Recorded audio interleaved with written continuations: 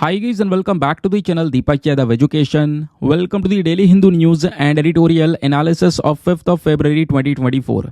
तो गाइज आज है तारीख 5 फरवरी 2024 और है मंडे। देखेंगे आज के द हिंदू कंप्लीट न्यूज़पेपर को एनालाइज करेंगे। बट लेक्चर में आगे बढ़ने से पहले अगर आपको इस लेक्चर का पीडीएफ चाहिए तो क्या करना है, सबसे पहले डाउनलोड करना है टेलीग्राम, देन उसके बाद जाके सर्च बॉक्स में टाइप करना Deepak Yadav education UPSC. As you can see guys आपको ये वाला चैनल मिल जाएगा, इस पर क्लिक करना और जाकर इस चैनल को ज्वाइन कर लेना। यहाँ से आप लोग डेली बेसिस पे इस लेक्चर के पीडीएफ को डाउनलोड कर पाओगे। नाउ हमेशा की तरह हम लोग अपने लेक्चर को एक मैप के क्वेश्चन के साथ स्टार्ट करेंगे। तो आज आप सभी को मैप में जाकर देखना है एरेविकुलम नेशनल पार्क को कहाँ पर है एग्जैक्टली लोकेटेड, इसको अच्छे से मैप में देखना। देन उसके बाद आकर नीचे कॉमेंट सेक्शन में टाइप करना, जिससे कि आप लोग इसको लंबे समय तक याद रख पाओगे। साथ ही साथ एक क्वेश्चन सॉल्व करेंगे जो कि यूपीएससी प्रीवियस ईयर साल 2022 के प्रीलिम्स में पूछा गया था।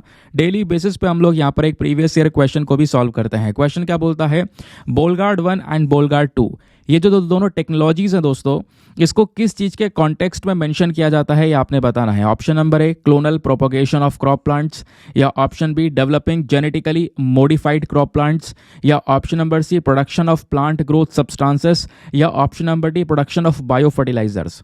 तो इसका सही आंसर सभी को नीचे कमेंट सेक्शन में देना है। एटलीस्ट सभी को इसमें पार्टिसिपेट करना है, जैसे मैं आप लोगों से डेली बेसिस पे बोलता हूं। बाय द वे इसका जो करेक्ट आंसर है वो मैंने आपको टेलीग्राम पर प्रोवाइड करवा दिया है, वहां से भी आप इसको चेकआउट कर सकते हो। और अगर वहां पर आंसर नहीं मिलता है तो भी कोई परेशान होने की ज़रूरत नहीं है, क्योंकि वीडियो के लास्ट में इसके करेक्ट आंसर का डिस्कशन हम लोग करेंगे।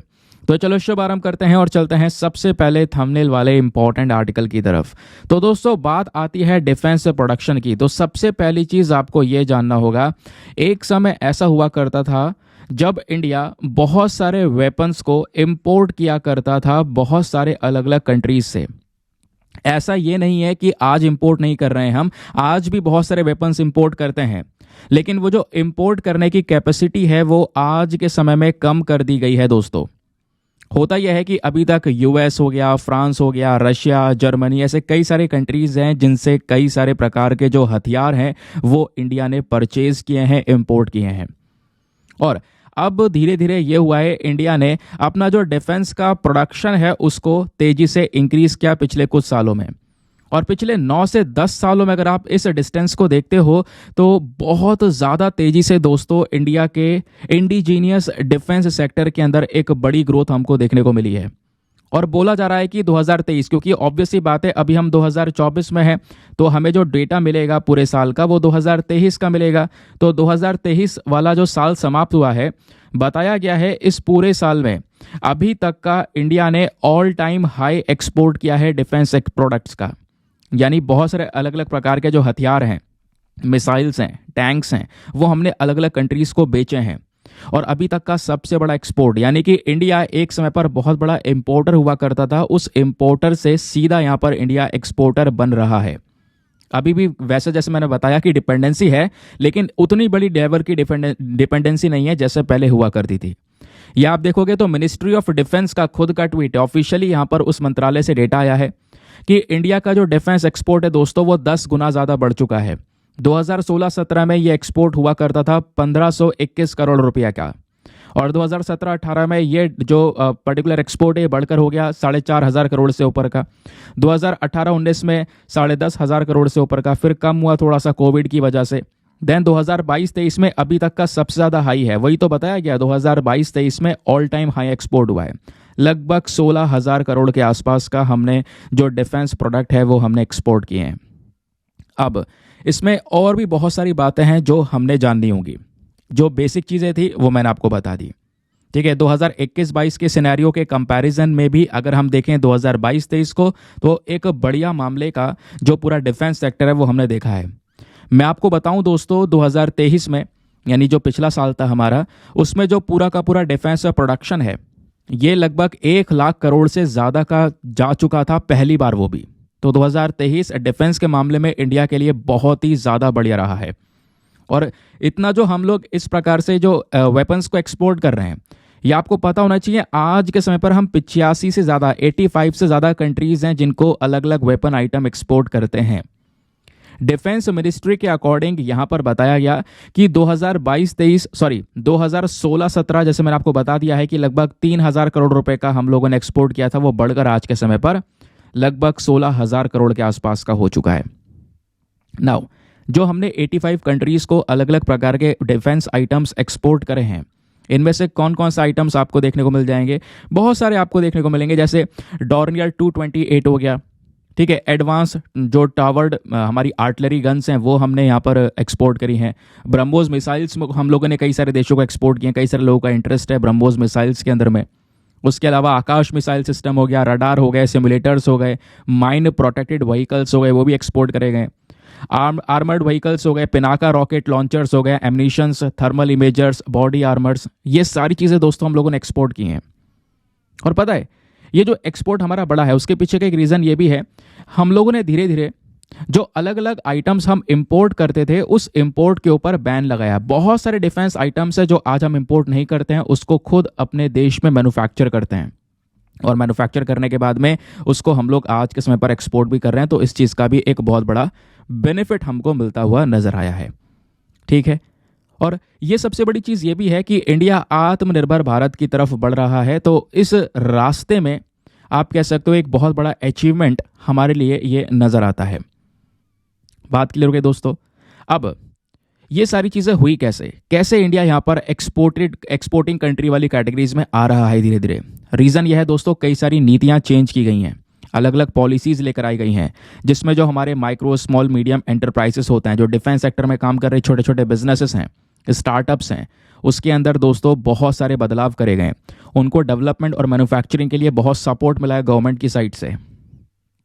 जो उसके बाद जो डिफेंस लाइसेंस इशू करे जाते हैं ना, ये डिफेंस लाइसेंस के अंदर में पिछले 7-8 सालों में 200% की बढ़ोतरी देखने को मिली है। यानी कि बहुत सारी कंपनीज को ऑलरेडी ये डिफेंस लाइसेंस हमारी सरकार दे चुकी है प्रोडक्शन के लिए, जिस बेसिस पर यहाँ पर ये जो ग्रोथ है वो आज हमको देखने को मिल रही है।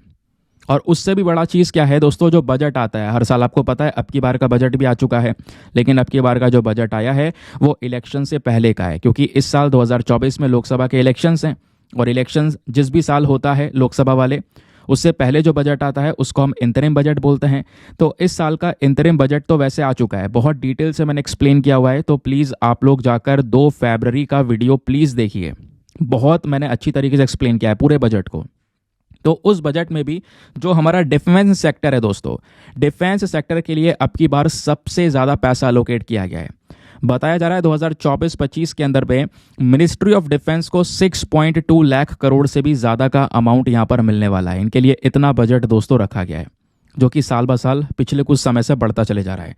हमारे जीडीपी का एक बढ़िया कंट्रीब्यूशन एक बढ़िया प्रतिशत जो अमाउंट है वो हमारे डिफेंस सेक्टर पर दिया जा रहा है, ठीक है। आई होप आपको यहाँ पर दोस्तों ये पूरा का पूरा जो मामला है वो क्लियर हो चुका है, ठीक है। बाकी आपको पता है इंडिया और भी कई सारे प्रकार के जो वेपन आइटम्स हैं उनके ऊपर काम कर रहा है। आज के समय पर इंडिया एक ऐसा देश है जिसके पास में 2 एयरक्राफ्ट कैरियर भी आपको नजर आते हैं, है ना, INS विक्रांत और INS विक्रमादित्य। अभी एक नए एयरक्राफ्ट बनाने की जो तैयारी है वो भी चलती हुई नजर आ रही है। ये बेसिक चीज़ें हैं, मेंस, इंटरव्यू, प्रीलिम्स हर जगह पर हेल्प करेगा, तो एग्जाम के लिए बेसिक चीज़ें ध्यान में रखनी है। आगे आते हैं नेक्स्ट आर्टिकल पर। आज के न्यूज़पेपर में पेज नंबर 1 पर एक और आर्टिकल प्रेजेंट है जिसको हम GS पेपर नंबर 2 पॉलिटी के साथ में लिंक करेंगे। तो दोस्तों झारखंड की जो स्टेट असेंबली है वो लगातार चर्चाओं में बनी हुई है। हुआ क्या था, हाल ही में जो झारखंड के चीफ मिनिस्टर हैं, यानी कि वहाँ के मुख्यमंत्री, जिनका नाम था हेमंत सोरेन। नाम था का क्या मतलब है, तो दोस्तों हेमंत सोरेन क्या हुआ इनके साथ में, इनको अभी कस्टडी में लिया हुआ है एनफोर्समेंट डायरेक्टरेट ने। ईडी इनसे पूछताछ कर रही है, कस्टडी में ईडी के। ये रीज़न क्या है, इनका एक बहुत बड़ा कनेक्शन देखने को मिला है लैंड स्कैम केस के अंदर में, जिस बेसिस पर दोस्तों इनको यहाँ पर कस्टडी में लिया गया है। अब क्या हुआ, ये चीफ मिनिस्टर के पद से अभी हटे हैं, ठीक है, मतलब कि अभी कस्टडी में है, तो उसके बदले एक नया CM होगा जो कि यहाँ पर एक नया चेहरा बनकर बैठेगा। तो दोस्तों यहाँ पर उनकी जगह पर अगर आप देखोगे तो चंपाई सोरेन दोस्तों यहाँ पर बैठे हुए हैं। तो झारखंड की जो स्टेट लेजिस्लेटिव असेंबली है, एक मुख्यमंत्री तो होना चाहिए, ठीक है। तो यहाँ पर चंपाई सोरेन जो है ये आज के समय के चीफ मिनिस्टर बने हुए हैं। अब होता क्या है कि दोस्तों यहाँ पे कुछ और प्रॉब्लम्स क्रिएट हुई।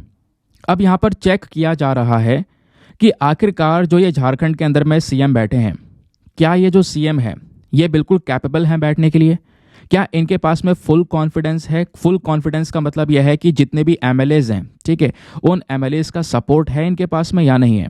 अब एमएलए कौन होते हैं? Member of legislative assembly. Simple सी बात है दोस्तों, हम स्टेट लेजिस्लेटिव असेंबली की बात कर रहे हैं ना, ठीक है, झारखंड की।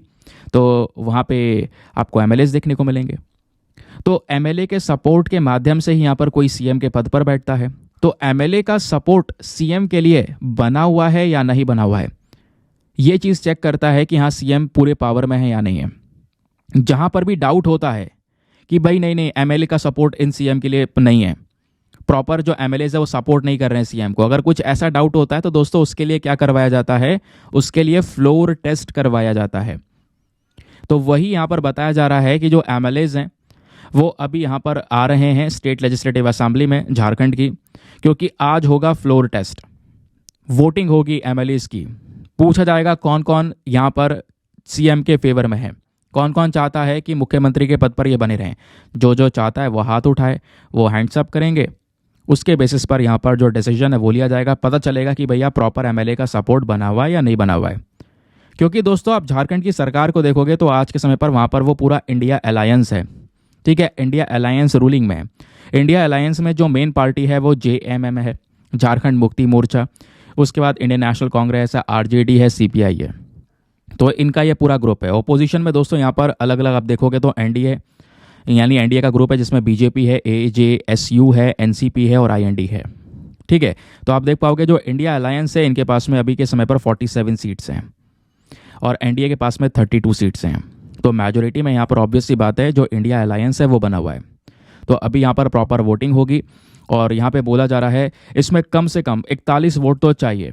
ये जो 80 सीट्स हैं, स्पेशली कहोगे 81 सीट है तो एक सीट खाली है दोस्तों।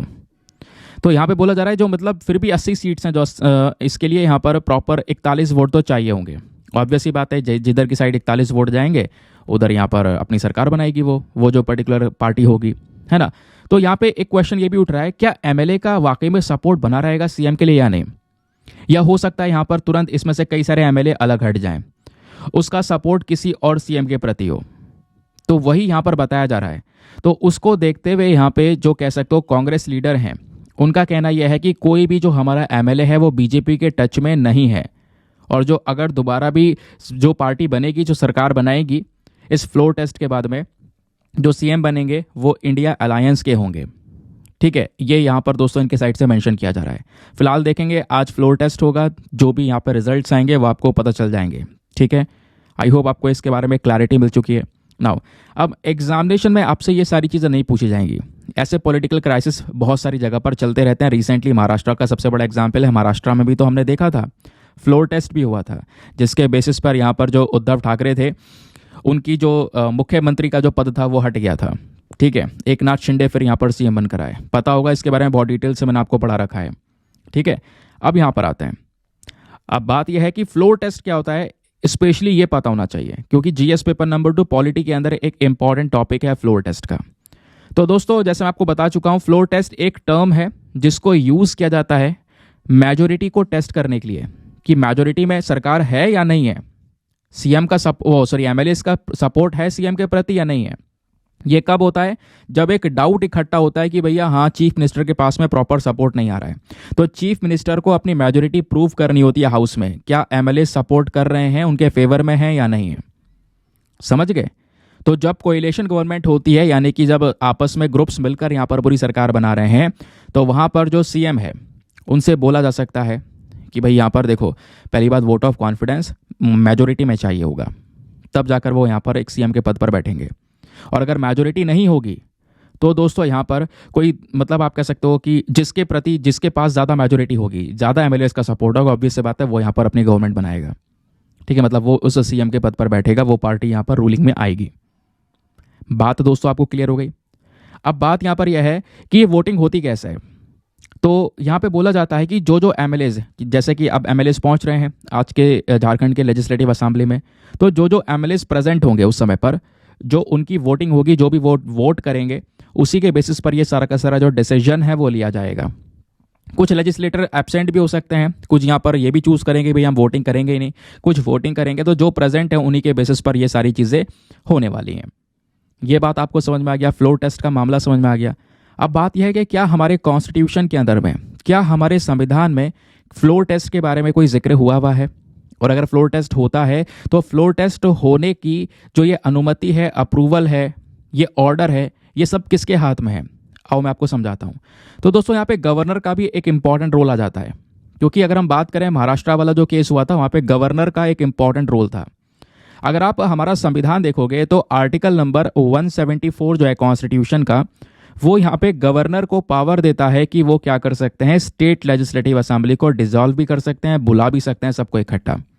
अब इसी आर्टिकल 174 को थोड़ा और खंगालें तो article 174 clause 2 sub clause B को आप देखोगे तो ये हमारा आर्टिकल डायरेक्टली गवर्नर को पावर देता है कि एक असेंबली को, स्टेट लेजिस्लेटिव असेंबली को वो डिसॉल्व कर सकते हैं। लेकिन वो डिसॉल्व तभी कर पाएंगे जब कैबिनेट का उनको प्रॉपर एड और एडवाइस मिलेगा, कैबिनेट एडवाइस करेगा तभी यहाँ पर वो इसको डिसॉल्व कर पाएंगे। और यहाँ पे मान लो अगर एक चीफ मिनिस्टर जिसकी मेजोरिटी डाउट में है, भाई इनके पास में मेजोरिटी है या नहीं, अगर इस यहाँ पर कुछ डाउट है तो गवर्नर अपना खुद का दिमाग लगाकर यहाँ पर जो कह सकते हो कि ये मामला सेट कर सकता है। समझ गए? फिर बात आती है आर्टिकल नंबर 175 क्लॉज 2 की। तो ये आर्टिकल ज़्यादा इंपॉर्टेंट है। आर्टिकल 175 क्लॉज 2 के तहत दोस्तों जो एक गवर्नर होता है, एक राज्यपाल जो होता है, वो पूरे हाउस को एक बार बुला सकता है और फ्लोर टेस्ट के लिए बोल सकता है कि भैया यहाँ पर चलो फ्लोर टेस्ट करेंगे, वोटिंग आपकी लेंगे, देखेंगे सरकार के पास में जो सीएम बैठा है उसके पास में प्रॉपर एमएलए का सपोर्ट है या नहीं है। ठीक है, बात क्लियर हो गई दोस्तों। अब जो गवर्नर है इनको यहाँ पर ये सारी की सारी पावर्स मिल रही हैं as per the article number 163 of the constitution. Article number जो 163 है उसके तहत यहाँ पर ये सारी पावर्स मिल जाती हैं, जो कि यहाँ पर बोलता है कि गवर्नर हमारा जो काउंसिल ऑफ मिनिस्टर है, जिसको चीफ मिनिस्टर हेड करेंगे, तो उस काउंसिल ऑफ मिनिस्टर के एड एंड एडवाइस पर काम करेगा, जिसके बेसिस पर गवर्नर को ये सारी की सारी पावर्स मिल जाती हैं। अब सवाल यहाँ पर यह भी है दोस्तों, ये तो वो कंडीशन होगी कि गवर्नर कैसे फ्लोर टेस्ट के लिए बुलाएगा, गवर्नर कैसे फ्लोर टेस्ट को कंडक्ट करेगा।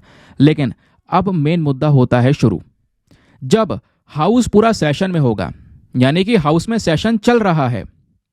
ध्यान रखना, हाउस यहाँ पे पूरा कंप्लीट है, सेशन वगैरह चल रहा है, तो गवर्नर की ये ड्यूटी नहीं है फ्लोर टेस्ट करवाने की। फ्लोर टेस्ट करवाने की ड्यूटी तब किसकी है? तब वो स्पीकर की ड्यूटी होगी दोस्तों। स्पीकर यहाँ पर वो व्यक्ति है जो फ्लोर टेस्ट के लिए बुलाएगा। लेकिन जब असेंबली सेशन में ही नहीं है, सेशन ही नहीं चल रहा है, तब गवर्नर की यहाँ पर ये रेसिडुअरी पावर बन जाती है इस आर्टिकल 163 के तहत कि वो यहाँ पर फ्लोर टेस्ट के लिए इनको बुला सकता है। ये हमारे कॉन्स्टिट्यूशन के अलग अलग आर्टिकल से सिंपल से तरीके से मैंने आपको यहाँ पर बताने की कोशिश की है। ये आप देख पाओगे, कुछ इंपॉर्टेंट चीज़ें हैं जो यहाँ पर, ये महाराष्ट्र असेंबली वाला केस था जो यहाँ पर मैं आपको बता रहा था। आगे आते हैं अगले इंपॉर्टेंट आर्टिकल की तरफ। आगे बढ़ने से पहले एक इंपॉर्टेंट इन्फॉर्मेशन, अगर आप लोग हमारे पेड ग्रुप्स को ज्वाइन करना चाहते हो तो आपके पास में एक बढ़िया मौका है इसको ज्वाइन करने का। दोस्तों यहाँ पे आपको डेली करंट नोट्स के पीडीएफ वगैरह प्रोवाइड करवाए जाते हैं।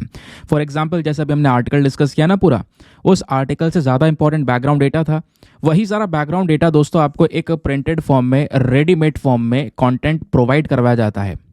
और ये एक ऐसा पीडीएफ होता है जिसका आप प्रिंट आउट वगैरह भी निकलवा सकते हो।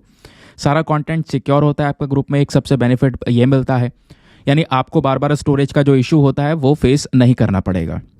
सारा कंटेंट डेट वाइज यहाँ पर सिक्योर है। किसी भी तारीख का पीडीएफ डाउनलोड करो, पढ़ो, डिलीट कर दो, अनलिमिटेड ऑप्शंस मिल जाते हैं आपको।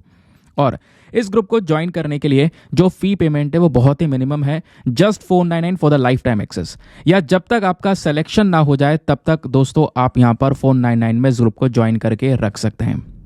और गारंटी है कुछ समय बाद ही आपको लगेगा कि मेरा अमाउंट रिकवर हो चुका है, लेकिन इसके बेनिफिट्स बरकरार आपको मिलते रहेंगे। और इस ग्रुप को ज्वाइन करने के लिए क्या करना होगा, व्हाट्सएप पर जाना, यहाँ पर आपको एक नंबर दिया गया है 8534873368। इस नंबर पर मैसेज कर देना कि हाँ I want to join this group. आपको वहाँ पे पेमेंट का प्रोसेस मिलेगा, और पेमेंट के प्रोसेस से ज़्यादा इंपॉर्टेंट आपको डेमो वीडियो का लिंक भी मिलेगा। आप पूरे डेमो वीडियो को चेक कर सकते हो, देख सकते हो मुझे कहाँ पर फ़ायदे हो रहे हैं, अपने आप को पूरी तरह से सेटिस्फाई करने के बाद में जाकर अपना ये इन्वेस्टमेंट आप कर सकते हैं। ठीक है, बाकी दोस्तों यार मेक श्योर क्या करो, वीडियो पे जो लाइक का बटन है उसको प्रेस कर दिया करो। एक छोटा सा टारगेट होता है 5000 लाइक्स का, जिसको प्लीज़ आप सपोर्ट कर सकते हैं। चलिए आते हैं नेक्स्ट आर्टिकल पर। ठीक है, अभी कुछ और इंपॉर्टेंट आर्टिकल्स मैंने इंक्लूड कर रखे हैं, और लास्ट में आपके लिए क्वेश्चंस भी हैं, प्रैक्टिस क्वेश्चंस भी हैं, तो प्लीज़ उसको भी यहाँ पर सॉल्व करना, आपको मज़ा आएगा, काफ़ी कॉन्फिडेंस आपका बूस्ट होता हुआ नजर आएगा। तो यहाँ पे बात की जा रही है लॉ कमीशन ऑफ इंडिया के बारे में। Again GS paper number 2 polity के पॉइंट ऑफ व्यू से इंपॉर्टेंट आर्टिकल। हुआ क्या है, एक न्यूज़ आई है जहां पर बताया जा रहा है कि जो 22वां लॉ कमीशन है इंडिया का, जिसको जस्टिस ऋतुराज अवस्थी यहां पर लीड कर रहे हैं, उन्होंने उस पूरे कमीशन ने ये रेकमेंड किया है जो क्रिमिनल डेफेमेशन के केसेस हैं, क्रिमिनल डेफेमेशन के जो भी यहाँ पर अपराध हैं दोस्तों, उनको यहाँ पे नए क्रिमिनल लॉज के तहत यहाँ पर देखना चाहिए। आपको पता ना, क्रिमिनल को लेकर, क्राइम को लेकर नए जो लॉज आए हैं, कुछ एक्ट्स यहाँ पर चेंज करे गए हैं, तो उसके तहत यहाँ पर उसको टैकल करना चाहिए। ये स्टेटमेंट है 22वें लॉ कमीशन का। अब स्टेटमेंट वगैरह हमारे इतने खास इंपॉर्टेंट होते नहीं है, लेकिन ये जो लॉ कमीशन ऑफ इंडिया है, ये जो पर्टिकुलर बॉडी है, ये भी पॉलिटी का पोर्शन है। तो पॉलिटी का एक और टॉपिक आपका कवर हो रहा है, ध्यान से सुनते हुए चलना, मजा आएगा, अच्छे से सारी चीज़ें दिमाग में बैठ जाएंगी। अब दोस्तों ये क्या है, ये ना एक प्रकार का नॉन स्टैट्यूटरी बॉडी है, ठीक है, किसी पर्टिकुलर कानून वगैरह के माध्यम से नहीं बनाई गई है। स्टैट्यूटरी बॉडी वो होती है जो किसी एक्ट से बनाई गई होती है या एक्ट की हेल्प से बनाई गई होती है। तो ये law commission of India non statutory body है, पहली इंपॉर्टेंट चीज़। इसको बनाया गया है गवर्नमेंट ऑफ इंडिया के एक नोटिफिकेशन के माध्यम से, स्पेशली गवर्नमेंट ऑफ इंडिया के अंदर जो एक मंत्रालय आता है, ministry of law and justice, उसके नोटिफिकेशन के माध्यम से। और दोस्तों यहाँ पर इस बॉडी को बनाया गया है किस लिए, ताकि हम लोग क्या कर सकें, जो हमारे स्पेशली कह सकते हो लॉ है, लॉ की फील्ड है ना, उस लॉ की फील्ड में और बहुत सारे रिसर्चेस किए जा सकें, और उस लॉ की फील्ड में रिसर्चेस करके कहाँ पर गलतियां हैं, कहाँ पर सुधार हो सकता है, तो उसके लेकर और कुछ रिकमेंडेशंस देने के लिए इस पर्टिकुलर बॉडी को बनाया गया। अब एक क्वेश्चन आपसे भी बन सकता है, ये कमीशन कौन से मंत्रालय के तहत काम करता है? तो ministry of law and justice यहाँ पर इसका मंत्रालय है। ये कमीशन एक एडवाइजरी बॉडी की तरह काम करता है। जैसे मैं आपको बताया कि भाई इसका मेन काम क्या है, हमारे जो लॉ की फील्ड है उसमें रिसर्चेस करना, देखना कहाँ पर खामियां हैं, उसको लेकर रिकमेंडेशन देना। तो एक एडवाइजरी बॉडी भी है, यानी आपको एडवाइज करता है।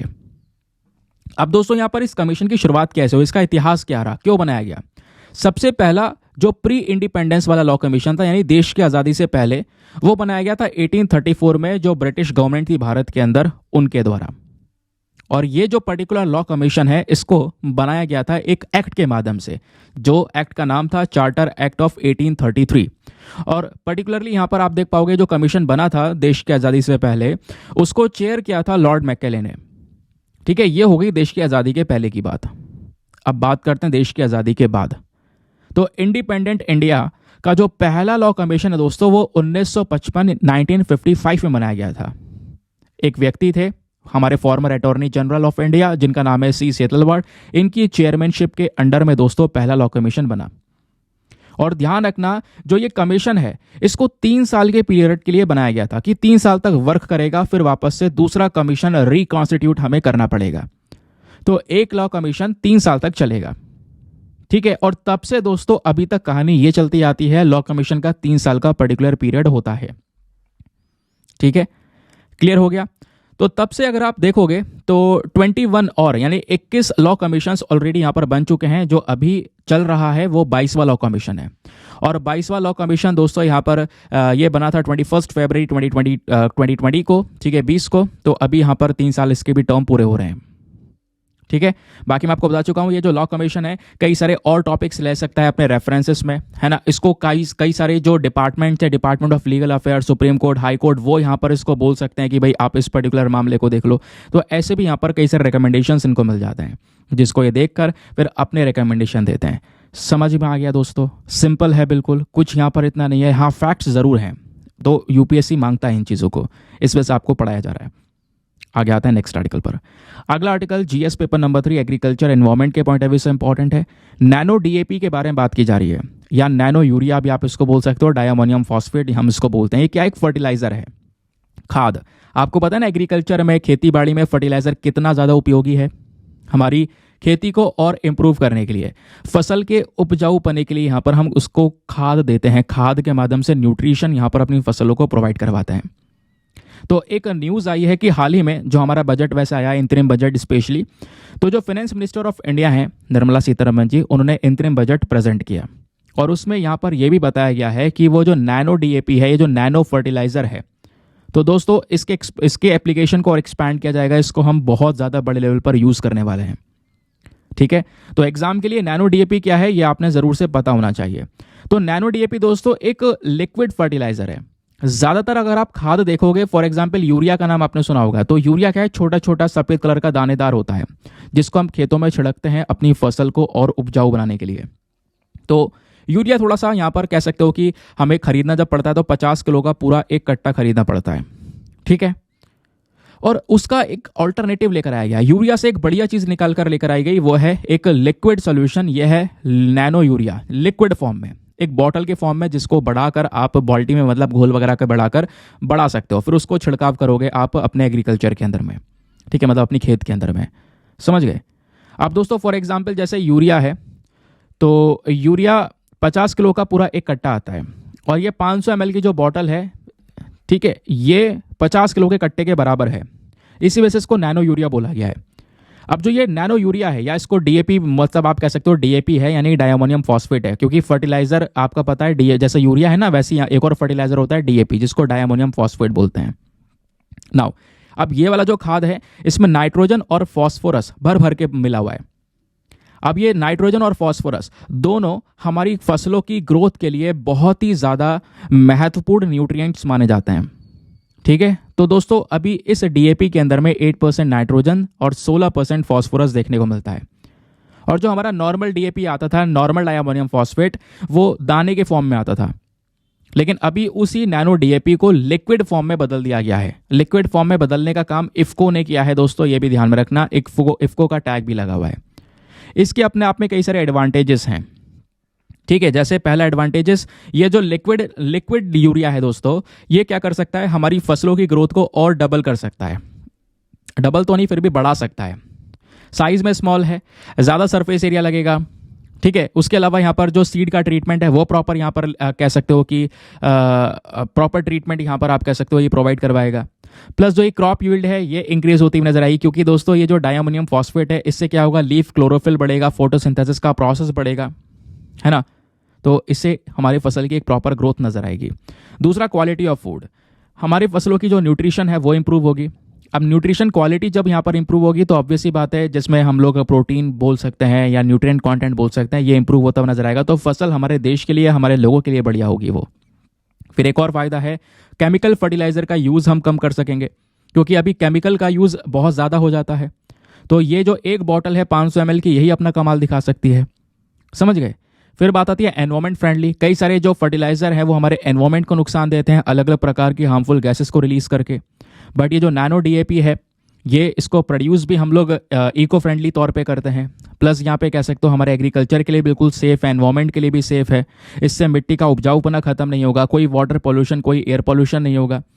प्लस यहाँ पर जो इम्पोर्ट बर्डन था, पहले हम इस प्रकार की चीज़ों को जो इम्पोर्ट कर रहे थे अलग अलग देशों में, वो इम्पोर्ट का बर्डन भी कम हो जाएगा, क्योंकि हम इसको खुद से प्रोड्यूस कर रहे हैं, ठीक है, ध्यान रखना। तो ये क्या है, डीएपी, नैनो डीएपी बेसिकली। अब डीएपी क्या होता है, डायमोनियम फॉस्फेट, मैं आपको बता ही चुका हूँ। इंडिया में यूरिया के बाद जो दूसरा सबसे ज्यादा यूज करने वाला खाद है या फर्टिलाइजर है वो है डीएपी। फॉस्फोरस इसमें बहुत ज़्यादा होता है, और फॉस्फोरस हमारे फसलों के लिए ज़रूरी है, उसकी जड़ों को मजबूत करने के लिए, जड़ों के डेवलपमेंट के लिए, प्लांट्स को और बेहतर तरीके से ग्रो करने के लिए, उसको मैच्योर करने के लिए ये डीएपी आवश्यक होता है, ठीक है। चलिए आगे आते हैं नेक्स्ट आर्टिकल पर। अगला आर्टिकल भी एग्जाम के लिए काफ़ी इंपॉर्टेंट है। सी केयर्स पोर्टल के बारे में दोस्तों डिस्कशन किया जा रहा है। एक वेबसाइट रिसेंटली काफ़ी न्यूज़ में आ चुकी है। हुआ क्या है, हाल ही में जो हमारे union minister of coal mines and parliamentary affairs, तो ये जो पूरा मंत्रालय है कोयले सेक्टर को लेकर जो वर्क करता है, इस मंत्रालय ने एक वेबसाइट लॉन्च की है। किस चीज़ के लिए, coal mines provident fund organisation के लिए, जिसको नाम दिया गया है सी केयर्स। अब ये क्या है सी केयर, कैसे काम करेगा, बहुत इंपॉर्टेंट टॉपिक है, ध्यान से सुनना, ठीक है। तो दोस्तों ये जो पर्टिकुलर वेबसाइट है, जो पोर्टल है, इसको डेवलप और डिज़ाइन दोनों ही काम centre for development of advanced computing ने किया है। ये जो पोर्टल है ये क्या करेगा, ये हमारे coal mine provident fund organisations जो हैं, जो सब्सक्राइबर्स हैं उसके, यानी कि इस प्रोविडेंट फंड के अंदर जो भी सब्सक्राइबर्स हैं और कोयले की जो भी कंपनीज है, वो यहाँ पर लॉग इन कर पाएंगी, वेरियस फंक्शंस को परफॉर्म कर पाएंगी अपनी ज़रूरत के हिसाब से। तो दोस्तों अलग अलग कंपनी के अंदर जो यहाँ पर सब्सक्राइबर्स, स्पेशली यहाँ पर एम्प्लॉयमेंट्स की जो लोग काम कर रहे हैं, वर्कर्स जो काम कर रहे हैं इन इंडस्ट्री में, उनकी बात की जा रही है। चलो अभी आपको बताऊंगा, डोंट वरी। तो क्या होगा, इस वेबसाइट पे जो काम होगा वो पेपरलेस वर्किंग हो पाएगा, टाइम के हिसाब से होगा, सटीक तरीके से सारे सेटलमेंट्स यहाँ पर हो पाएंगे। प्लस लोगों को कोई दिक्कत है तो वहाँ पे ग्रीवेंस रेड्रेसल मैकेनिज्म का सिस्टम भी रखा हुआ है, अपनी दिक्कत को यहाँ पे सॉल्व करवा सकते हैं। तो ये जो पोर्टल है ये एक पब्लिक सर्विस प्लेटफॉर्म की तरह रहने वाला है। इससे क्या होगा, जो भी यहाँ पर इन कोल माइनिंग प्रोविडेंट फंड्स के अंदर में सब्सक्राइबर्स हैं, जो वर्क कर रहे हैं कोयले सेक्टर के अंदर में, कोयले की खदानों में काम कर रहे हैं, पेंशनर्स हैं दोस्तों, उन सबको फ़ायदा मिलने वाला है इस पर्टिकुलर प्लेटफॉर्म का, क्योंकि वो सारे काम यहाँ से इस वेबसाइट से कर पाएंगे। ना फाइनली बात यह है कि ये coal mines provident fund organisation है क्या, जिसके लिए यहाँ पर ये पूरा पोर्टल लॉन्च किया गया। तो दोस्तों एक ऑटोनोमस ऑर्गेनाइजेशन है, एक ऐसा संगठन जो कि मेजॉरिटी ऑफ काम खुद से करता है। ये संगठन मिनिस्ट्री ऑफ कोल के अंदर में आता है। इसको बनाया गया था 1948 में। इसको एस्टेब्लिश किया गया था ताकि जितने भी प्रोविडेंट फंड हैं या पेंशन स्कीम्स हैं जो कि यहाँ पर सोशल सिक्योरिटी प्रोवाइड करवाते हैं कोयले की खदान में काम करने वाले वर्कर्स को, उन सब काम को मैनेज करने के लिए, उन सब काम को एडमिनिस्टर मेंटेन करने के लिए दोस्तों इस ऑर्गेनाइजेशन को बनाया गया था। अब इस ऑर्गेनाइजेशन में काम और आसान करने के लिए एक प्लेटफॉर्म बन गया जिसका नाम है सी केयर प्लेटफॉर्म। क्वेश्चन बन सकता है प्लेटफॉर्म किस चीज़ से रिलेटेड है, तो आप इसके बारे में बता सकते हैं। आगे आते हैं अगले आर्टिकल पर। Next article GS paper number 3 defence and security के पॉइंट ऑफ व्यू से काफ़ी इंपॉर्टेंट होने वाला है। यहाँ पे बात हो रही है एक्सरसाइज वायु शक्ति के बारे में। वायु शक्ति 24 यानी 2024 से यहाँ पर बताया जा रहा है। तो 17 फरवरी 2024 से जो पोखरान रेंज है राजस्थान के अंदर में दोस्तों, वहाँ पर हमारी जो इंडियन एयरफोर्स है वो एक अभ्यास कंडक्ट करेगी। अभ्यास होगा वायु शक्ति 24। ध्यान रखना, जो हमारी इंडियन एयरफोर्स है ना, वो यहाँ पर 3 अलग अलग स्केल में, जो 3 अलग स्केल वॉर गेम्स दोस्तों वो यहाँ पर स्टार्ट करेगी 17 फरवरी से। अब वो जो 3 अलग अलग अभ्यास स्टार्ट होंगे, एक होगा वायु शक्ति, एक होगा गगन शक्ति और एक होगा तरंग शक्ति। तो ये अलग अलग 3 सेक्शंस में दोस्तों अभ्यास होने वाला है। ठीक है, बात क्लियर हो गई। उसके अलावा यहाँ पर दोस्तों आप ये देखोगे तो इस पर्टिकुलर अभ्यास के अंदर ये दिखाया जाएगा जो हमारी वायु सेना है, इंडियन एयरफोर्स है, वो कितनी ज़्यादा यहाँ पर ताकतवर है उसका डिमॉन्स्ट्रेशन किया जाएगा। और ये एक्सरसाइज है इसके अंदर इंडियन आर्मी के साथ में भी कई सारे जॉइंट ऑपरेशंस भी होंगे, ये भी यहाँ पर बताया जा रहा है। तो पहले हम बात करेंगे वायु शक्ति के बारे में, फिर गगन शक्ति के बारे में, फिर तरंग शक्ति के बारे में। तो वायु शक्ति जो है इसमें क्या होने वाला है, हमारी इंडियन एयरफोर्स जो हमारे वायु शक्ति डेमॉन्स्ट्रेशन है वो करने वाली है। देखो दोस्तों, हर 3 साल में ये वायु शक्ति अभ्यास कंडक्ट किया जाता है। इसमें 135 जो फाइटर्स हैं, एयरक्राफ्ट, हेलीकॉप्टर, ड्रोन्स, ये सारे के सारे यहाँ पर उड़ाए जाएंगे पोखरान वाली रेंजेस के अंदर में। तो हर 3 साल में अभ्यास होता है।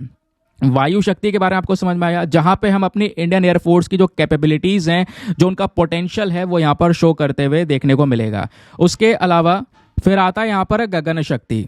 ये दूसरी एक और बहुत बड़ी एक्सरसाइज होने वाली है गगन शक्ति। इसके अंदर अगर आप देखोगे तो पूरा का पूरा जो हमारा एयर फ्लीट रेस है वो यहाँ पर एक्टिवेट होगा, नॉर्थ से साउथ तक और वेस्ट से ईस्ट तक, जहाँ पे मेन फोकस होगा कि जब भी कोई वॉर जैसी सिचुएशन होती है तो उस कह सकते हो समय के दौरान कैसे यहाँ पर सभी जो सेक्शंस हैं हमारे वो एक साथ जुड़कर काम कर सकते हैं, कैसे एक साथ वो इंटीग्रेट हो सकते हैं।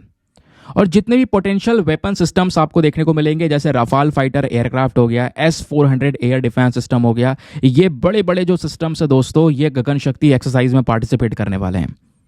फिर गगन शक्ति की जब बात करेंगे तो ये हर 5 साल में एक बार होता है, ध्यान रखना। वायु शक्ति हर 3 साल में एक बार, गगन शक्ति हर 5 साल में एक बार यहाँ पर कंडक्ट किया जाता है।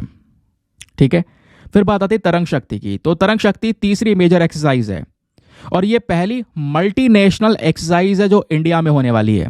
मल्टीनेशनल मतलब कई सारी कंट्रीज दोस्तों यहाँ पर इस अभ्यास के अंदर में पार्टिसिपेट करने वाली हैं। जैसे कई सारी कंट्रीज कौन कौन से हो गई, यूएस हो गया, जर्मनी, फ्रांस, ऑस्ट्रेलिया, प्लस हमारी नेबरिंग कंट्री होंगी, कुछ फ्रेंडली कंट्रीज होंगी, वो सब यहाँ पर इसके अंदर में हिस्सा लेने वाली हैं। ठीक है, तो हो गई बात ये तरंग शक्ति की। आगे आते हैं एक और इंपॉर्टेंट आर्टिकल पर। ये हमारा GS paper number 3 science and tech के पॉइंट ऑफ व्यू से इंपॉर्टेंट है। तो हर एक पेपर, चाहे वो पॉलिटी हो, डिफेंस हो, है ना, उसके अलावा यहाँ पर साइंस एंड टेक हो, हिस्ट्री हो, हर एक सेक्शन से यहाँ पर कई सारे न्यूज़ आर्टिकल्स चर्चाओं में। यहाँ पे बात की जा रही है साइग्नस X1 के बारे में। अब ये क्या है ज़रा जान लेते हैं। जो हमारे एस्ट्रोसैट है, इंडिया का पहला एक मल्टी वेवलेंथ एस्ट्रोनॉमी मिशन, ये यहाँ पर इसने एक जो डिफ़िकल्ट टास्क है दोस्तों वो यहाँ पर पूरा कर लिया है। वो डिफ़िकल्ट टास्क क्या है? जो हमारा सिग्नस X1 है, ये क्या है? ये पूरा ब्लैक होल का सिस्टम है। उससे जो यहाँ पर एक्सरे निकल रही है उसको मेजर करने का काम यहाँ पर पूरा किया है। तो इस वजह से यहाँ पर जो सिग्नस X1 यहाँ पर ब्लैक होल सिस्टम है वो चर्चाओं में है। तो दोस्तों सिग्नस X1 क्या है, आपसे क्वेश्चन बन सकता है, हाल ही में न्यूज़ में था, बताओ ये क्या है। तो क्या है, ये ब्लैक होल सिस्टम है, वेरी वेरी इंपॉर्टेंट, ध्यान रखना। तो सिग्नस X1 को डिस्कवर किया गया था आज से 40 साल पहले, ठीक है। उसके बाद यहाँ पर बात ये भी है दोस्तों कि ये पहला एक कंफर्म ब्लैक होल सिस्टम है हमारे गैलेक्सी में। क्या होता है, जो हमारी गैलेक्सी आकाश गंगा है उनके बीच में ब्लैक होल होता है। तो ये पूरा का पूरा ब्लैक होल सिस्टम है, एक कंफर्म्ड सिस्टम यहाँ पर पाया गया है, और पहला confirm system black hole system है सिग्नस X1। अब सिग्नस X1 में जो स्पेशली ब्लैक होल है दोस्तों, ये पता है कितना बड़ा है, आपको पता है ना अंतरिक्ष में ब्लैक होल क्या होता है। इस प्रकार से यहाँ पर कई सारी जगह पर ब्लैक होल पाया जाता है, गैलेक्सीज के बीच में ब्लैक होल हमको देखने को मिलते हैं। ये ब्लैक होल बहुत ही ज़्यादा पावरफुल होता है। ये ब्लैक होल ऐसी चीज़ है कि इसके अंदर, इसके आसपास कोई भी चीज़ हो तो इसके अंदर समा जाए दोस्तों। इसके अंदर ग्रेविटी इतनी खतरनाक होती है, ग्रेविटी इतनी ज़्यादा हाई होती है कि अपने अंदर किसी भी चीज़ को ये समा सकता है। किसी भी चीज़ मतलब किसी भी चीज़, इवन जो लाइट होती है, लाइट की बात कर रहा हूं दोस्तों, लाइट भी यहां पर इससे बच के नहीं जाती, इससे बाहर नहीं निकल पाती, लाइट को भी अपने अंदर ये समा लेता है। यह है ब्लैक होल। तो अभी यहां पर ब्लैक होल क्या है, एक सिग्नस X1 के अंदर ये जो पूरा ब्लैक होल का सिस्टम है, इसके अंदर जो ब्लैक होल पाया गया है वो हमारे सूर्य से 20 गुना ज्यादा बड़ा है, 20 टाइम्स हैवियर देन द सन। और इस ब्लैक होल का एक साथी भी है, इसका एक स्टार है, सितारा, बहुत बड़ा सा, और पता है वो सितारा 40 गुना ज्यादा बड़ा है हमारे सूर्य से। अच्छा, इतना बड़ा, और जबकि सूर्य कितना बड़ा है आपको पता है, सूर्य इतना बड़ा है कि उसमें 13 लाख पृथ्वियां समा जाएं। तो आप इमेजिन करो ये ब्लैक होल और ये सुपर जायंट स्टार कितना ज्यादा बड़ा होगा। अच्छा, ये कहां पर है अंतरिक्ष में, तो ये बहुत दूर पर है। अगर आप देखोगे पृथ्वी और सूर्य के बीच का जो डिस्टेंस है उससे भी 400 गुना ज्यादा दूरी पर आपको ये पर्टिकुलर पूरा ब्लैक होल का सिस्टम नजर आता है। अब इतना बड़ा ब्लैक होल है तो ऑब्वियसली बात है, छोटे ब्लैक होल में तो ग्रेविटी खतरनाक होती है, बड़े ब्लैक होल में तो ग्रेविटेशनल पुल और खतरनाक होगा। तो इसमें ग्रेविटी और खतरनाक होने की वजह से जो इसके पास सितारा है बड़ा सा, उसमें से दोस्तों यहाँ पर जो चीजें हैं, वो यहाँ पर जो मटेरियल है उस सितारे का, वो ब्लैक होल के अंदर जा रहा है, ठीक है। इस सुपर जाइंट में से जो ब्लैक होल के अंदर जो मटेरियल है वो सारा का सारा यहाँ पर दोस्तों जाता हुआ नजर आ रहा है, समझ गए, जिससे यहाँ पर एक प्रॉपर डिस्क बनती है जिसको हम बोलते हैं आक्रीशन डिस्क। ये आप डिस्क देख पाओगे, ऐसी डिस्क यहाँ पर बनती हुई नजर आती है जिसके बारे में बताया गया है यहाँ पर। आई होप आपको ये बात क्लियर हो चुकी है, ठीक है। चलिए आगे आते हैं नेक्स्ट आर्टिकल पर। अगला आर्टिकल जीएस पेपर नंबर 2 हमारा जो है हेल्थ का पॉइंट ऑफ व्यू हो गया, दूसरा यहाँ पर एनवायरमेंट का पॉइंट ऑफ व्यू हो गया, दोनों के लिए इंपॉर्टेंट है। यहाँ पे व्हीट ब्लास्ट के बारे में बात की जा रही है। व्हीट ब्लास्ट क्या है, ये यहाँ पर एक बीमारी है जिसकी हम चर्चा कर रहे हैं। हुआ क्या है, तो पहली बार यहाँ पर दोस्तों ये जो व्हीट ब्लास्ट है बताया जा रहा है, रिसर्चर्स ने बताया है कि जो ये बीमारी है व्हीट ब्लास्ट, ये हमारे भविष्य की एक बहुत बड़ी फंगल डिजीज हो सकती है। एक ऐसी बीमारी हो सकती है जो 2050 तक पूरे दुनिया का गेहूं का उत्पादन 13% से कम कर सकती है। आप इमेजिन करो, 13% कम, वो भी पूरे दुनिया का गेहूं का उत्पादन। तो कितनी खतरनाक बीमारी ये मानी जाती होगी, जिस वजह से ये न्यूज में है। तो व्हीट ब्लास्ट क्या है दोस्तों, व्हीट ब्लास्ट एक ऐसी प्रॉब्लम, एक ऐसी डिजीज जो कि होती है एक पौधे के फंगस से, प्लांट फंगस से, और उस फंगस का नाम है मैग्नापोर्थ ओरजाई। तो मैग्नापोर्थ ओरजाई जो है एक फास्ट एक्टिंग एक फंगस है, प्लांट फंगस है, जिसकी वजह से ये व्हीट ब्लास्ट नाम का प्रॉब्लम या डिजीज जो है फैलता है। और जो ये बीमारी है दोस्तों, ये सीधा सीधा गेहूं के फसलों को होती है, और गेहूं के फसलों को स्पेशली यहाँ पर जो ऊपरी हिस्सा है इनका वो खत्म होने लगता है सबसे पहले। फिर उसके बाद में ये मैग्नापोर्थ ओरजाई जो है, ये जो फंगस है, ये गेहूं के साथ साथ और भी कई सारी प्रकार की घासें हो गई, बार्ले हो गया, चावल हो गया, वीट हो गया, लोलियम हो गया, इन सबको बुरी तरह से अफेक्ट कर सकता है। लेकिन सबसे ज़्यादा जो खतरा पाया जाता है स्पेसिफिकली वो वीट के ऊपर देखने को मिलता है। और ये फैलता कैसे है, जो इन्फेक्टेड सीड्स होती हैं, जो बीज होती हैं, जो ऑलरेडी इन्फेक्टेड हैं इस फंगस से, जहाँ क्रॉप रेसिड्यूज हो गए है ना, जो इन फसलों का थोड़ा बहुत कूड़ा होता है जिसमें ये ऑलरेडी बीमारी प्रेजेंट है, तो ये दोस्तों यहाँ पर फिर हवा से उड़ेगा इधर उधर। तो उस कूड़े से जब ये हवा से उड़ेगा इधर उधर तो दूसरे यहाँ पर पौधे पर बैठेगा, तो उससे बीमारी जो है और फैलती हुई चली जाएगी। और ये जो डिजीज़ है, खासकर जो हमारे वार्म क्लाइमेट से थोड़ा गर्म रीजन है, नमी है वहाँ पर, तो वहाँ पे ज़्यादातर इसका असर देखने को मिलेगा। और ख़तरनाक बात यहाँ पर यह है कि जो ये पैथोजन, ये जो फंगस प्रेजेंट है दोस्तों, ये फंगीसाइड से भी ख़त्म नहीं होता। यहाँ पे कितनी दवाई आप छिड़क लो उससे भी यहाँ पर इसके ऊपर कोई ज़्यादा असर होता नहीं है। तो इस डिजीज़ की सीरियसनेस आप ऐसे इमेजिन कर सकते हो कि जब ये बीमारी होती है और कोई देखता है इंसान कि हाँ ये बीमारी इस फसल को हो चुकी है, तो उसको जलाना ही एकमात्र उपाय देखने को मिलता है कि भैया जला दो, चाहे कितने बड़े खेत में हो, वरना उसका कूड़ा उड़ेगा, दूसरे फसल पर बैठेगा, बीमारी उसको भी फैलाएगा। तो इसको जलाना इफेक्टिव तरीका है। इसके इफेक्ट्स क्या होते हैं? जब भी यहाँ पर ये फंगल डिजीज फैलती है दोस्तों, तो इससे यहाँ पर जैसे मैं आपको बता चुका हूँ, प्रोडक्शन कम हो जाएगा, सीड की क्वालिटी बहुत बेकार होगी, है ना। जो हमारी टहनियाँ वगैरह होती हैं, पत्ते होते हैं, वो यहाँ पर उनका कलर वगैरह सब खत्म हो जाता है। उसके अलावा यहाँ पर जो लीव्स हैं वो सब यहाँ पर काली पड़ जाती हैं, डार्क ग्रे कलर के गड्ढे होने लगते हैं जो कि दूर से दिखाई पड़ सकते हैं। जो उनका यहाँ पर कह सकते हो कि पूरा का पूरा प्रोडक्शन है वो यहाँ पर डाउन हो जाता है। अच्छा, इतनी खतरनाक बीमारी है। हाँ, ध्यान रखना वीट ब्लास्ट के बारे में। अब इसका इतिहास क्या बोलता है? तो सबसे पहली बार दोस्तों जो वीट ब्लास्ट है ये कहाँ पे फाउंड किया गया था? ब्राज़ील में फाउंड किया गया था 1985 में, और वहाँ पे बहुत तेज़ी से फैला। साउथ अमेरिका के अंदर में यहाँ पर इसने लगभग 3 मिलियन हेक्टेयर का जो वीट है, मतलब आप ये इमेजिन करो 10 साल के अंदर 3 मिलियन हेक्टेयर की ज़मीन का जो गेहूँ है वो इन्फेक्ट कर दिया था ब्राज़ील में। और 2016 में दोस्तों पूरे बांग्लादेश के अंदर में, फिर 2020 में अफ्रीका में वापस से कंफर्म किया गया, स्पेशली जाम्बिया के अंदर क्रॉप्स के अंदर में। तो इस प्रकार से जो प्रॉब्लम है, जो ये वीट डिजीज़ है वो यहाँ पर फैलती हुई नजर आती है। क्वेश्चन आपसे बन सकता है वीट ब्लास्ट हाल ही में न्यूज़ में है, ये क्या है? तो ध्यान रखना दोस्तों, एक प्रकार की सीवर डिजीज़ है, स्पेशली जो कि यहाँ पर गेहूँ को होती है। एक और न्यूज़ आर्टिकल एनवायरमेंट के पॉइंट ऑफ व्यू से इंपॉर्टेंट है। एक नई डिस्कवरी हुई है मिलीपेड्स की। अब दोस्तों आपने नाम सुना होगा मिलीपेड्स और सेंटीपेड्स। अब थोड़ा अजीब सा लग रहा होगा ये जो आपको एनिमल दिख रहा है, जिसको हम हिंदी में गोजर, कान खजूरा ये सब भी बोल देते हैं, है ना। तो इसके बारे में थोड़ा बहुत डिस्कशन हुआ है। एक आर्टिकल छपा है जिसमें बताया जा रहा है कि जो हमारे रिसर्चर्स हैं उन्होंने हाल ही में जो कह सकते हो कि मिलीपेड्स की 5 नई स्पीशीज़ हैं, नई प्रजातियां हैं, उनकी डिस्कवरी की है अफ्रीका के जंगल में, जिस वजह से मिलीपेड्स चर्चाओं में है। अब यहाँ पर स्पीशी के बारे में इतना सब स्पेशल फोकस नहीं करना है। स्पेशल फोकस जो करना है वो मिलीपेड्स के बारे में करना है। आखिरकार ये प्रजाति है कौन सी? तो दोस्तों जो मिलीपेड्स होते हैं ये आर्थ्रोपोड मेंबर से बिलोंग करते हैं, आर्थ्रोपोड के मेंबर होते हैं। कहने का मतलब है आर्थ्रोपोड वो एनिमल्स होते हैं जिनका जो मतलब कह सकते हो कि ढांचा होता है पूरे शरीर का, वो एक एक्सोस्केलेटन की तरह होता है, एकदम रोबोट की तरह यहाँ पर दिखाई पड़ता है। उनके जो लिम्स हैं, हाथ पैर, सब यहाँ पर इस तरीके से जॉइंट आपको देखने को मिलेंगे सेपरेटेड बॉडी के तौर पर। अभी आपको डिटेल से बताऊंगा। और इनका शरीर देखोगे तो सिलेंड्रिकल शेप में है, जैसे सिलेंडर होता है उस तरीके का शेप में आपको ये देखने को मिल जाता है। और थोड़े से यहाँ पर एक साइड से फ्लैटन है। इन्वर्टिब्रेट्स हैं, इन्वर्टिब्रेट्स मतलब इनकी कोई ऐसी रीढ़ की हड्डियाँ होती नहीं है। तो ये जो वर्ड है मिलीपेड, ये रखा कैसे है? ये जो वर्ड मिलीपेड है ये ट्रांसलेट करता है 1000 फीट। ठीक है, 1000 फीट मतलब जो मिलीपेड होता है, मिलीपेड आप पहचान जाओगे। मिलीपेड के जो मतलब कान खजूरा या वगैरह देखो तो मिलीपेड के हजारों पैर होते हैं दोस्तों, हजारों से लाखों भी पहुंच सकते हैं, इतने पैर यहाँ पर आपको देखने को मिलेंगे। ठीक है, तो ये ना कोई इंसेक्ट नहीं, कोई कीड़ा नहीं है। एक्चुअली यहाँ पर बोला जाता है कि ये जो मिलीपेड है ये लॉबस्टर की तरह है, लॉबस्टर से रिलेटेड है। लॉबस्टर इस प्रकार का यहाँ पर एक एनिमल देखने को मिलेगा, या श्रिम्प हो गया, जो झींगा होता है उस तरीके का यहाँ पर नजर आता है। और पूरे दुनिया में इन मिलीपेड की 12,000 से ज़्यादा अलग अलग स्पीशीज़ हैं, पूरे दुनिया में फैली हुई हैं। कहाँ पे पाई जाते हैं? तो जहाँ पर हाई मॉइस्चर है, नमी ज़्यादा है ना, तो वहाँ पर ये ज़्यादा पाए जाते हैं। घास वगैरह है, पत्ते वगैरह है, वहाँ पे ज़्यादातर देखने को मिलते हैं।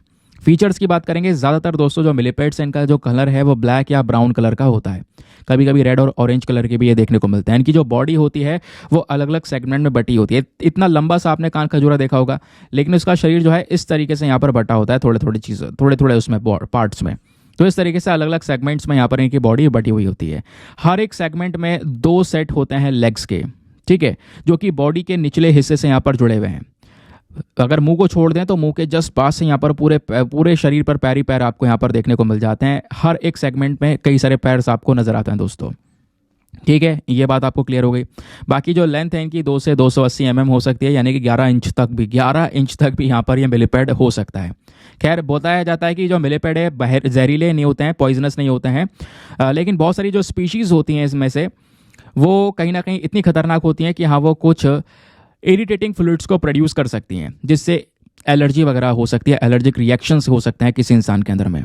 और ज़्यादातर जो मिलीपेड्स होते हैं वो नॉक्टर्नल होते हैं, यानी कि रात में ज़्यादा एक्टिव रहते हैं, दिन में लेजी रहते हैं, लेकिन रात में एक्टिव रहते हैं।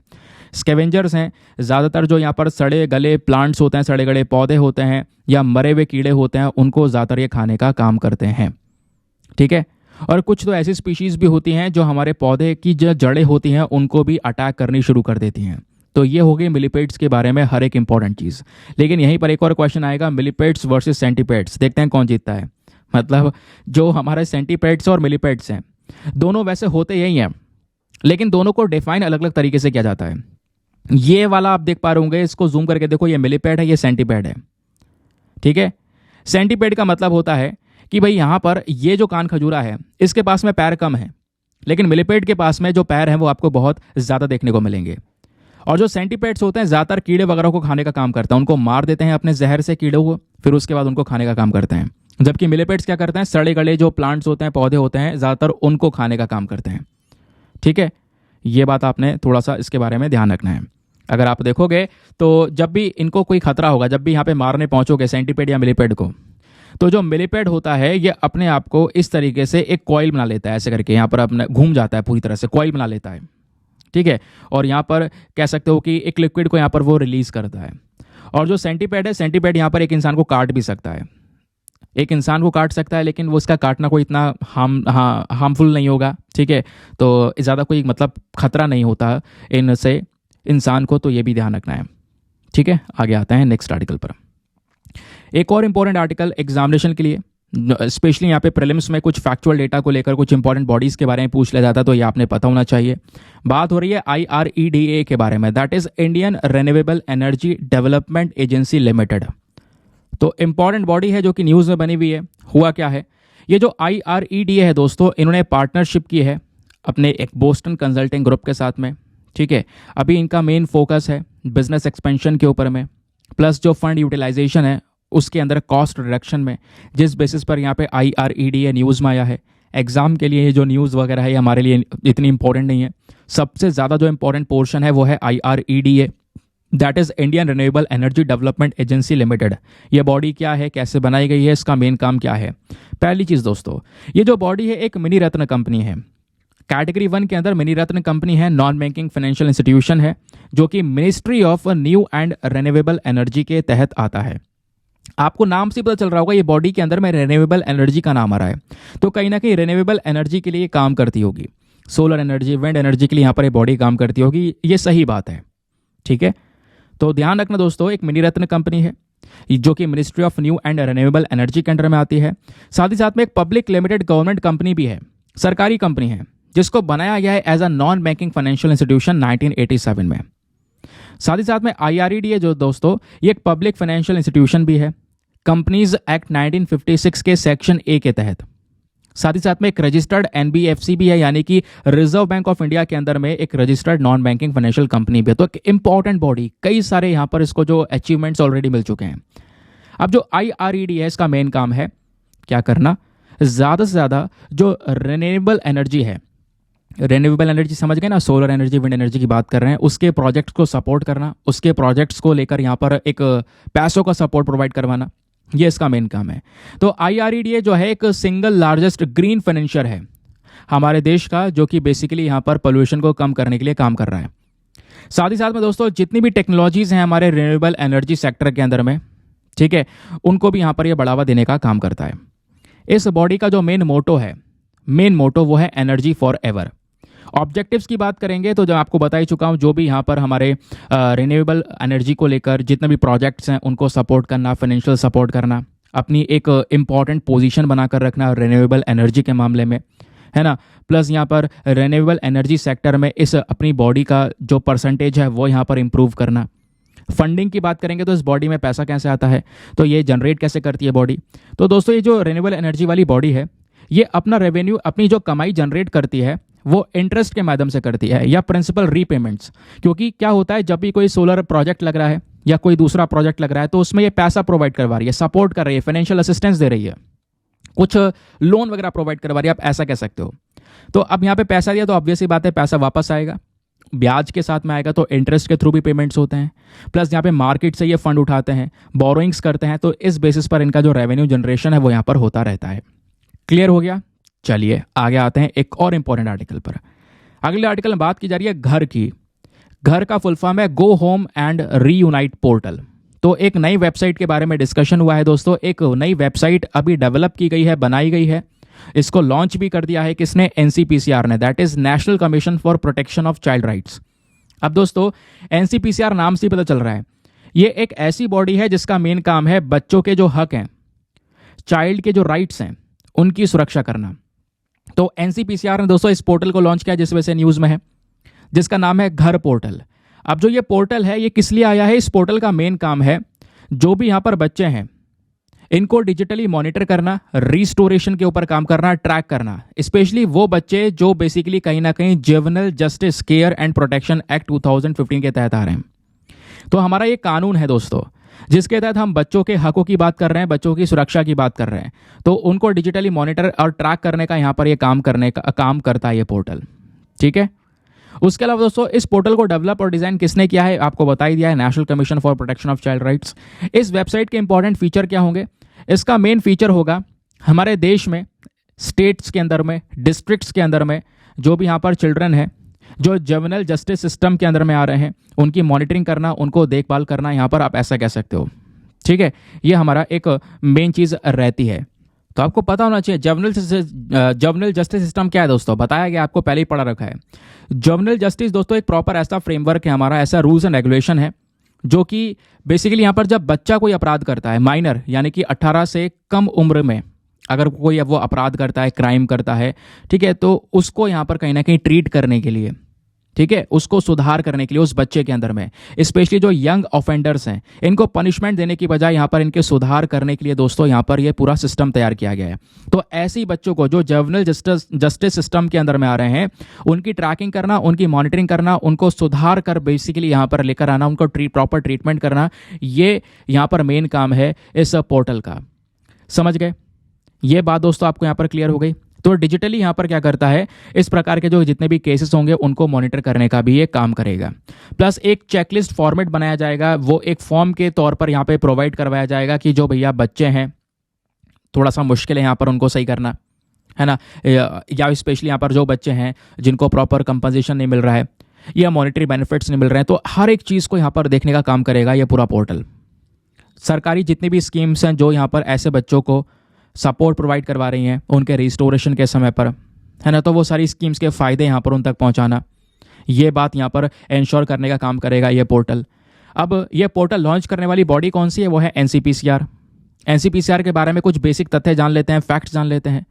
इस बॉडी को बनाया गया था भारत सरकार के through commission of protection of child rights के तहत। एक और हमारा कानून है जो कि अगेन बच्चों के अधिकार की बात करता है, और इस कानून का मेन काम क्या है, बच्चों के जो चाइल्ड राइट्स हो उसके प्रमोशन, उसके प्रोटेक्शन के लिए काम करना, ठीक है। जितने भी रूल्स एंड रेगुलेशंस हैं हमारे बच्चों के प्रोटेक्शन के लिए, उनको रिव्यू करने का काम करता है, एनुअल बेसिस पर रिपोर्ट लाने का काम करता है, बच्चों के राइट्स के साथ में कोई वायलेशन ना हो, अगर हुआ है तो उसको इन्वेस्टिगेट करने का काम करता है, चाइल्ड राइट्स के ऊपर रिसर्च करने का काम करता है, चाइल्ड राइट्स के बारे में ज़्यादा से ज़्यादा जागरूकता फैलाने का काम करता है ये एनसीपीसीआर, ठीक है। तो एनसीपीसीआर के बारे में क्लियर हो गया। अब क्या होता है, ये जो कमीशन है दोस्तों चाइल्ड राइट्स को लेकर जो काम कर रहा है, इसके पास में सिविल कोड की तरह कुछ इंपॉर्टेंट पावर्स होती हैं। इस कमीशन का मेन काम आपको बताया जा चुका है। उसके अलावा ये कमीशन क्या करता है, कुछ एक्ट्स को, कुछ कानून को लागू करने का काम करता है। For example protection of children from sexual offence act, POCSO act आपको पता होगा, ठीक है। छोटे बच्चों को, स्पेशली माइनर्स को रेप से बचाने के लिए यहाँ पर ये एक्ट काम करता है, इसको लागू करने का काम हो गया। जुवेनाइल जस्टिस का लागू करने का काम हो गया। Right to free and compulsory education act लागू करने का काम हो गया। ये सारे काम, इम्प्लीमेंटेशन के काम इस कमीशन के पास में देखने को मिल जाते हैं। बात क्लियर हो गई, चलिए आगे आते हैं नेक्स्ट आर्टिकल पर।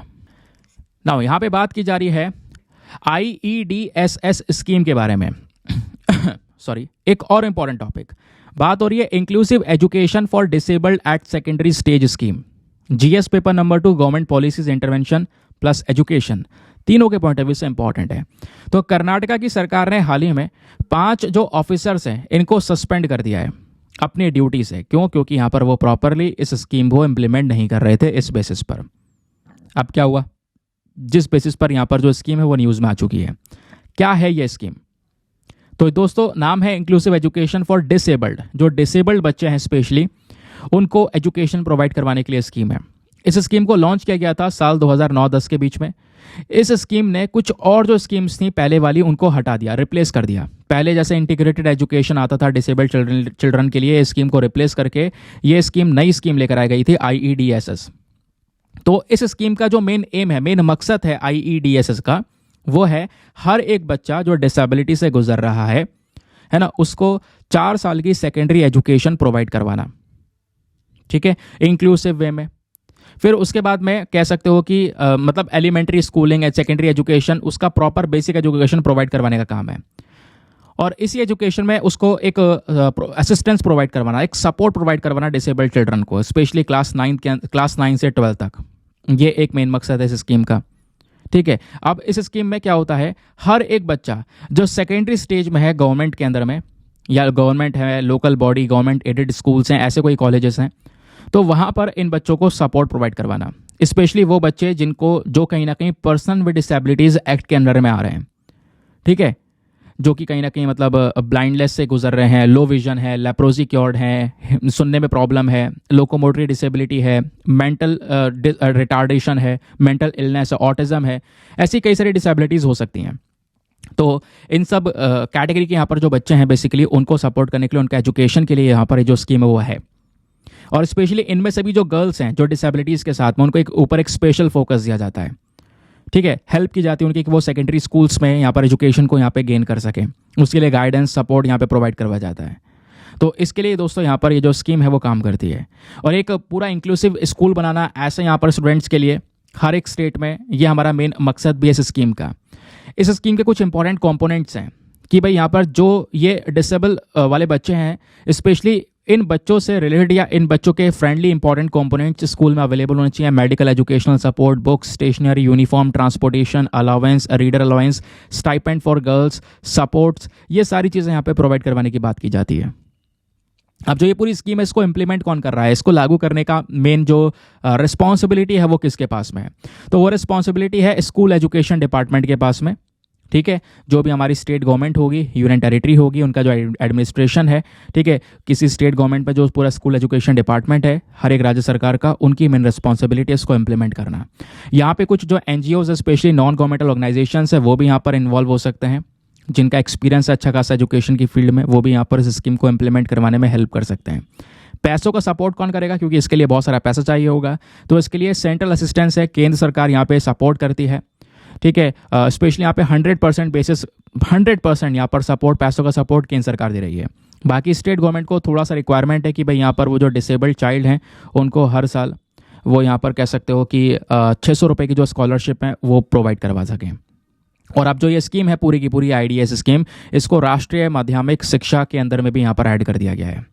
अभी इसके बाद कुछ और बेसिक चीज़ें हैं वो आगे मैं आपको बताऊँगा इसके बारे में, बट अभी के लिए आप इतना ध्यान में रख सकते हो। नाउ फाइनली आते हैं प्रीलिम्स रैपिड फायर क्वेश्चंस के ऊपर में। तो आज बहुत सारा डिस्कशन हो गया, बहुत सारी चीज़ें हो गई। नाउ बात करते हैं आज के इंपॉर्टेंट क्वेश्चंस की, क्या क्या क्वेश्चंस आज के न्यूज़ में आपको देखने को मिले, मतलब कि जो भी आपने पढ़ा है टेस्ट करना कि आपने कितने क्वेश्चन सही कर रहे हो, कितने गलत कर रहे हो। पहले मैं आपको सारे क्वेश्चंस दूंगा, फिर लाइन से सारे आंसर्स बताऊंगा, आप रीमैच करना, चेक करना सही किया गलत किए हैं। क्वेश्चन नंबर 1, व्हीट ब्लास्ट के बारे में बात किया गया है। व्हीट ब्लास्ट को लेकर 2 स्टेटमेंट से बताना है इनमें से कौन सा स्टेटमेंट सही है। पहला, व्हीट ब्लास्ट एक डिजीज है स्पेशली व्हीट क्रॉप की, यानी कि जो हमारी गेहूं की फसल है उसके लिए एक बीमारी है जो कि एक वायरस की वजह से होती है। सेकेंड स्टेटमेंट बोलता है कि जो ये व्हीट ग्रास है ये इन्फेक्टेड सीड्स प्लस हमारे जो फसलें हैं, फसलों का स्पेशली कूड़ा है, स्पोर्स हैं, उनसे भी यहाँ पर ये बीमारी स्प्रेड होती है, फैलती है। तो बताओ दोनों स्टेटमेंट में से कौन सा स्टेटमेंट सही है। Option A 1 only, B 2 only, C दोनों सही है, D दोनों के दोनों गलत हैं। नेक्स्ट क्वेश्चन पर आता है, यहाँ पे आपसे पूछा गया है मिलीपेट्स के रिगार्डिंग 2 स्टेटमेंट से बताना है दोनों में से कौन सा सही है। पहला, जो मिलीपेट्स होते हैं सिलेंड्रिकल होते हैं और स्लाइटली थोड़े से फ्लैटेंड होते हैं, एक एरिया इनका कह सकते हो कि बिल्कुल फ्लैट होता है, और ऐसे वाले ये इन्वर्टिब्रेट्स होते हैं। दूसरा स्टेटमेंट बोलता है कि जो ये मिलीपेट्स हैं ये ज़्यादातर जो डेजर्ट और एरिड एरियाज होते हैं, स्पेशली जो रेगिस्तान वगैरह होते हैं वहाँ पर ये पाए जाते हैं। तो बताओ दोनों स्टेटमेंट्स में से कौन सा स्टेटमेंट सही है। Option A 1 only, B 2 only, C दोनों सही हैं, या D दोनों के दोनों गलत हैं। नेक्स्ट क्वेश्चन में आपसे IREDA के बारे में पूछा है, that is Indian renewable energy development agency limited. इसको लेकर 2 स्टेटमेंट से अगेन बताना है कौन सा सही है। पहला, ये जो बॉडी है ये ministry of new and renewable energy के अंडर में आती है। सेकेंड स्टेटमेंट बोलता है ये जो बॉडी है इसका मेन काम क्या है, जितने भी रिन्यूएबल सोर्स ऑफ एनर्जी हैं उससे संबंधित जो प्रोजेक्ट्स हैं उनको सेट करने के लिए एक फाइनेंशियल असिस्टेंस, एक पैसों का सपोर्ट प्रोवाइड करवाती है बॉडी। तो बताओ दोनों स्टेटमेंट में से कौन सा स्टेटमेंट सही है? Option A 1 only, B 2 only, C दोनों सही है, या डी दोनों के दोनों गलत हैं। अगला क्वेश्चन बात करता है घर पोर्टल के बारे में। तो घर पोर्टल हाल ही में न्यूज़ में देखने को मिला है। इसको लॉन्च किया गया है किस चीज़ के लिए? ऑप्शन नंबर ए, जो भी हमारे हिस्टोरिकल लैंडमार्क्स हैं उसको मॉनिटर और ट्रैक करने के लिए, या ऑप्शन नंबर बी, जितने भी यहाँ पर कह सकते हो कि जो चिल्ड्रन हैं उनको डिजिटली ट्रैक और मॉनिटर करने के लिए, डिजिटली ट्रैक और मॉनिटर करने के लिए उन बच्चों का रिस्टोरेशन, रिपैट्रिएशन। थर्ड स्टेटमेंट बोलता है जो ये घर पोर्टल है इसको लॉन्च किया गया है ताकि एक real time weather updates provide करवाएगा। डी ऑप्शन बोलता है कि ये क्या करेगा, एनवायरमेंट पोल्यूशन लेवल को मॉनिटर करने का काम करेगा। तो बताओ इनमें से सही उत्तर कौन सा होना चाहिए? बहुत ही सिंपल क्वेश्चन है। नेक्स्ट क्वेश्चन आपसे पूछा गया है सी केयर पोर्टल के बारे में। तो सी केयर पोर्टल को लेकर दो स्टेटमेंट्स से बताना है, दोनों में से कौन सा सही है। पहला, जो ये पोर्टल है क्या करेगा, जो भी हमारे coal mine provident fund organisation के सब्सक्राइबर्स हैं उनकी जो प्रॉब्लम है, दिक्कतें हैं, ग्रीवांसेस हैं, उनको ट्रीट करने का काम करेगा, उसमें मदद करेगा ये वेबसाइट। सेकेंड स्टेटमेंट बोलता है कि जो ये पोर्टल है ये नेशनल इंफॉर्मेटिक्स सेंटर ने बनाया है। तो बताओ दोनों स्टेटमेंट में से कौन सा स्टेटमेंट सही है? Option A 1 only, B 2 only, C दोनों सही है, या डी दोनों के दोनों गलत हैं। तो दोस्तों ये हैं हमारे सारे के सारे क्वेश्चंस। आई होप आप लोगों ने मैक्सिमम क्वेश्चंस को बिल्कुल सही अटेम्प्ट किया होगा। आप देखते हैं, मैं आपको सारे आंसर्स बताता हूँ एक एक करके, आप चेक करना, रीमैच करना कि सही किए हैं या गलत किए हैं। तो आखिरी वाले क्वेश्चन से यहाँ पे शुरू करते हैं। यहाँ पे आपसे पूछा गया सी केयर पोर्टल के बारे में बताओ, दो स्टेटमेंट है, दोनों में से कौन सा सही है? यहाँ पर केवल पहला वाला सही है, दूसरा वाला गलत है। क्या नेशनल इंफॉर्मेटिक्स सेंटर के थ्रू ये डेवलप किया गया है? ऐसा कुछ भी नहीं है दोस्तों, ये बॉडी के बारे में हमने अभी नाम पढ़ा भी नहीं। हाँ, पहला वाला स्टेटमेंट सही है कि जो coal mines provident fund organisation के सब्सक्राइबर्स होते हैं उनकी प्रॉब्लम्स को ट्रीट करने के लिए यहाँ पर ये जो पोर्टल है वो हमको देखने को मिलता है। That is why option number A 1 only is the correct answer. फिर आपसे पूछा गया था घर पोर्टल के बारे में, यह हाल ही में न्यूज़ में देखने को मिला है। इसको लॉन्च किया गया है किस लिए? ये जो बॉडी है, जो पोर्टल है, क्या करेगा, ये हमारे जो स्पेशली कह सकते हो डिजिटली ट्रैक करने वाला है, मॉनिटर करने वाला है चिल्ड्रन के रिस्टोरेशंस को, ठीक है, स्पेशली जुवेनाइल जस्टिस एक्ट के तहत। फिर नेक्स्ट क्वेश्चन आपसे, अच्छा तो ऑप्शन नंबर भी आपका सही हो गया। फिर यहाँ पे पूछा गया था आपसे IRED के बारे में बताओ, दो स्टेटमेंट है, दोनों में से कौन सा सही है? यहाँ पे दोनों के दोनों स्टेटमेंट सही हैं। हाँ, ये body ministry of new and renewable energy के अंडर में आती है। दूसरा भी सही है क्योंकि यहाँ पर रिन्यूएबल एनर्जी वाले जो भी यहाँ पे कह सकते हो प्रोजेक्ट्स हैं उनको सपोर्ट करने का काम करता है यहाँ पर IRED है। फिर आपसे पूछा गया मिलीपेड्स को लेकर बताओ, दो स्टेटमेंट है, कौन सा सही है? पहला वाला बिल्कुल सही है। हाँ, सिलेंड्रिकल है, इन्वर्टिब्रेट्स होती हैं ये, जिनकी रीढ़ की हड्डियां नहीं होती हैं। लेकिन दूसरा वाला गलत है दोस्तों। क्या ये डेजर्ट एरियाज, ऐसी कोई बात हमने की नहीं थी? क्या ये रेगिस्तान में पाए जाते हैं? बिल्कुल भी नहीं। इनको जो यहाँ पर लीव्स वगैरह हैं, है ना, पौधे वगैरह हैं, प्लांट्स वगैरह, वो ज़्यादा पसंद है। डेजर्ट में ऐसा कोई प्लांट देखने को मिलने वाला नहीं है। That is why option number A 1 only is the correct answer. फिर आपसे पूछा गया वीट ब्लास्ट के बारे में बताओ, दोनों स्टेटमेंट में से कौन सा सही है? पहला वाला बिल्कुल गलत है। तो पहला वाला बोलता है कि ये एक डिजीज़ है वीट क्रॉप की, ठीक है, गेहूँ की फसलों के लिए एक बीमारी है ये, लेकिन होती कैसे है? वायरस की वजह से होती है? नहीं, वायरस नहीं, फंगस की वजह से होती है। पहला, इस वजह से यहाँ पर कन्फ्यूजन क्रिएट हो गया होगा, तो पहला वाला स्टेटमेंट गलत है।